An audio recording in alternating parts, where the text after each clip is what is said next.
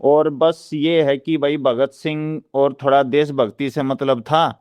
लेकिन अब जो मोदी गवर्नमेंट के आने के बाद ये चीजें देखी है ना, उसके बाद तो देशभक्ति पर तो ही भरोसा उठ गया।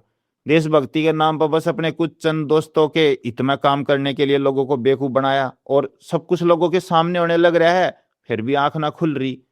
देशभक्ति भी एक तरह से झूठ लागने लगी, क्योंकि जो रूस कद्य तुम्हारा साथ दिया करता, वो जो बाइडन ने खुश करन तई एक तरफ फेंक के अमेरिका के तलवे चाटने लग गए ये लोग। ऊपर तय सस्ता तेल दिया तो वापस रूस दोस्त बन गया, और जब टैरिफ लगा दिया तो जो चाइना हमारा दुश्मन था, ये वो चाइना कदी दोस्त बने अंडे है। और फिर अरुणाचल का मामला आया, तो अरुणाचल प्रदेश के मामले में वो चाइना फिर उल्टा ही दुश्मन बताते जान लाग रहे हैं। अफगानिस्तान जो कति दुश्मन सोचा जाया करता, वो पाकिस्तान तो लड़ाई हुई तो फिर ही दोस्त हो रहा है, उसके आदमी अड़े बुला के आदर सत्कार कराया जा है। तो यो देशभक्ति और दोस्त दुश्मन, यो भी कंडीशन के हिसाब से बदलते रहे हैं, यह बात देख ली। यो बांग्लादेश इतने साल तो हमारा दोस्त था, उड़ा सत्ता बदल गई तई वो दुश्मन हो गया। तो असली जो लड़ाई है ना, वो देशभक्ति की ना है, वह इनकी अपनी है, किसके गैल बने है और कौन हमारा सत्ता में साथ दे है। जो साथ दे है वो दोस्त हो जाए है, जो थोड़ा सा हिस्सा मांगन लाग जाए है या जमीनी हिस्सा पर लड़ाई होने लग जाए वे दुश्मन हो जाए हैं। फौजी भी न्यू सोचे हैं, देशभक्ति करे हैं, न्यू ना बेरा अपने मतलब ताई नेता उन नचान लाग रहे हैं। वो चीन तक लड़े थे, इब वे दोस्त बन जा हैं। किसान बेचारे अपने हक ताई खड़े होकर आवाज मांग उठाना आवे हैं, और उन नए आकर एक ऑर्डर आओगा, फौजी उनके चुत्तर लाल कर जा है।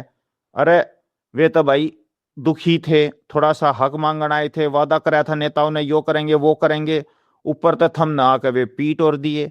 तो यह कौन सी देशभक्ति है? इंटरनल मामला पुलिस का हो है, उन्हें संभालना चाहिए, हम तो सरहद पर कंट्रोल करने के लिए हो। तो यह भी बात देख ली कि भाई जो फौजी हैं वे भी ईब देशभक्ति नहीं बल्कि ऑर्डर फॉलो कर रहे हैं, और जो नेता जिसा ऑर्डर देगा ना वो मानना पड़ेगा। तो एक डालता है रपिए लो और नेताओं के ऑर्डर मानो, यो है। इसके अलावा ईब सिस्टम ऐसा होता जा है, मशीनी युग, फौजिया की भी जरूरत ना है, अग्निवीर आ गई वे भी काट के फेंक दिए। आने वाले टाइम में यो भी हो सका है, बस गिनती के 200-400 आदमी इधर रखे जाओगे और पूरा सिस्टम अपने आप मिसाइल मशीना तो चल करेगा, ना पुलिस की जरूरत हो ना फौजिया की जरूरत हो। तो यो देशभक्ति सरहद पर शहीद होना, यो भी सारा सिस्टम अपने आप खत्म हो जाएगा।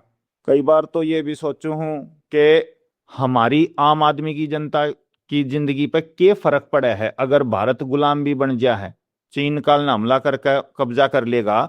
क्योंकि हम तो पहला राजाओं के गुलाम थे, उन तक टैक्स दिया करते, फिर भाई ये मुसलमान आए उन तक देने लग गए, इनकी जगह अंग्रेज आए, फिर ये कांग्रेस बीजेपी, कल न जाए चाइना भी कब्जा कर लेगी, तो हमने तो अपना नौकरी करनी, हर टैक्स देना है। को चाहे कांग्रेस तो देवे, चाहे बीजेपी तो देवे, चाहे चाइनीज गवर्नमेंट तो देवे, चाहे अंग्रेजा तो दिया करते। फर्क तो जो टॉप पर राज करनिया है नेता, उनकी जिंदगी में पड़ेगा ना। उनके हाथ तक सत्ता चली जाएगी, सारा का सारा ऐशो आराम अक्कड़ और यो जो तानाशाही चाल रही है यो खत्म हो जाएगा। आम आदमी ने तो भाई नौकरी करनी है और उसका कुछ हिस्सा टैक्स के रूप में देना है। तो मारा तो भाई समझ में ना आ रहा है, ई बस यो चाहवे हैं कि जो हमारा ग्रुप है उसने कोई दिक्कत ना हो, जो टाइम पे मेरा साथ दे रहा है उनकी जिंदगी बढ़िया रहे, और सब मिलकर अपना हंसी खुशी एक बढ़िया सुख सुविधाओं वाली जिंदगी जी ले।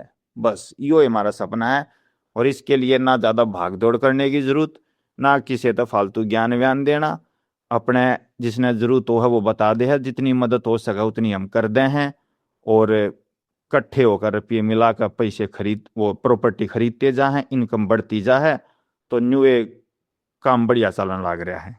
वैसे अगर आप मेरा सपना जानना चाहो, तो मेरा सपना थोड़ा यो है कि जिस तरह ये छोटे छोटे राज्य में बट रहे थे लोग, और फिर उनकी वजह से दुखी थे, एक गांव दूसरे ने अपना दुश्मन सोचा करता, फिर सारे राज्य एक होकर एक देश हो गया।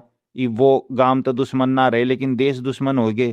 तो मैं न्यू भी चाहूँ कि अगर फ्यूचर में हो सके तो सारे देश भी एक हो जाने चाहिए, ज्यादा नहीं तो कम से कम अगर ये तीन देश भी एक हो जाए ना, रूस चाइना भारत, तो बहुत ज्यादा लोगों का फायदा होगा। थोड़ा अजीब लगेगी, इम्पॉसिबल सी, लेकिन अगर आप सोचो तो चाइना द्वारा खूब टेक्नोलॉजी है, रूस द्वारा खाली जगह पड़ी है उनका देश जिसमें रहन तई काम करने तई लोग चाहिए, और भारत द्वारा आदमी है। तो भारत अपनी मैन पावर तय चाइना की टेक्नोलॉजी का इस्तेमाल करके रूस के सारे साधन तक बढ़िया इनकम जनरेट करके सबने रोजगार दे सका है, हर एक आदमी अमीर, सक्षम और खुशहाल जिंदगी जी सका है। और जो चाइना का सिस्टम है वो इतना बढ़िया है कि पॉपुलेशन कंट्रोल रखनी है, एक संतान नीति ज्यादा हो गए तो, और भाई वो जाति धर्म ने तो वो मुसलमान ना पे आपने बेरा है बैन लगा रखा है, दाढ़ी नहीं रख सकते, मोहम्मद नाम नहीं रख सकते, और कोई भी ज्यादा ये मस्जिद वस्जिद भी सब बंद है।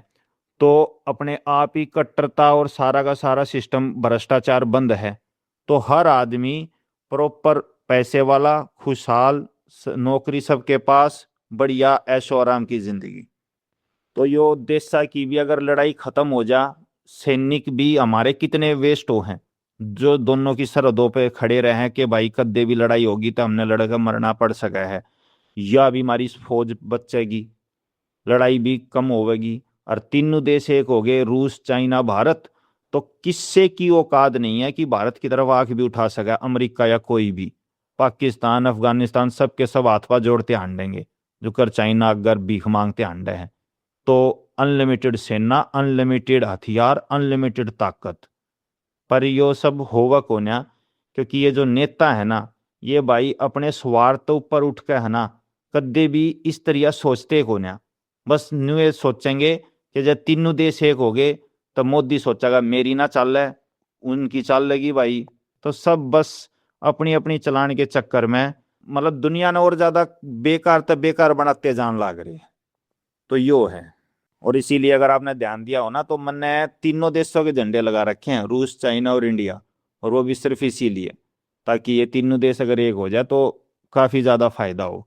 बाद में तीनों देशों का एक सिंपल झंडा बन सका है, एक राष्ट्रगान, राष्ट्रगीत वगैरह तैयार हो सका है। तो यो है।